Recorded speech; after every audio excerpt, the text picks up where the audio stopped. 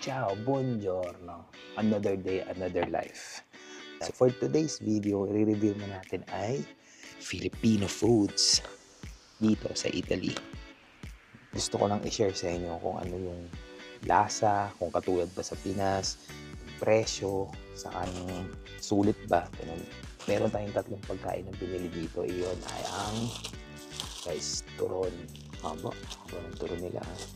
Tapos meron din tayong lumpiang sariwa. Hindi. Lumpiang gulay pala tawag. Di sa amin kasi sa Bulacan, lumpiang gulay ang tawag dito. Palabok.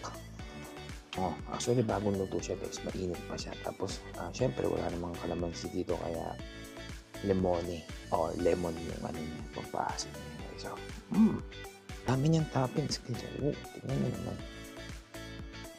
Ito nga pala guys ay nagkakahalaga ng 350 euro. So pag convert mo siya sa peso, 350 times 68. So, mga kulang 200. Ganun. 200 pesos na yung ganitong kalit. Actually, pang isang tao lang to. Tikman natin.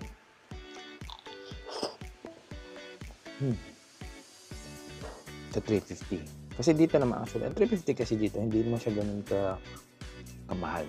Kung hindi ka mag-convert sa peso. May puset. Itlog, may isda. Nag-iisip nga ako, parang hindi naman bagay sa akin maging food reviewer kasi nga lahat sa akin masarap. Pero hipon, may puset. Ang seafood siya, tapos may isda. 350 euro, 3 euro and 50 cents. Mga kulang 200 para sa palabok ng gatong kalaki. Ang susunod naman natin titikman ay ang lumpiang gulay. Tingnan nyo guys. Ganyan siyang kalat. Pagbulag lang.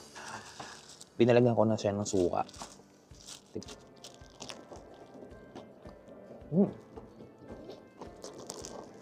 Lumpiang toge po yata guys.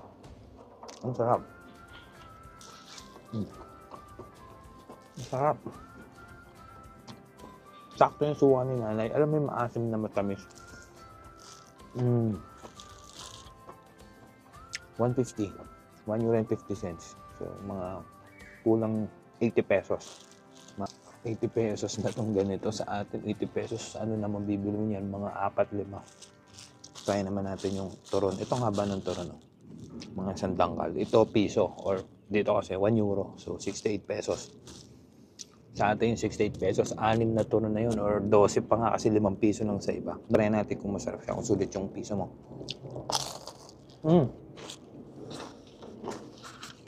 Ang crunchy niya guys.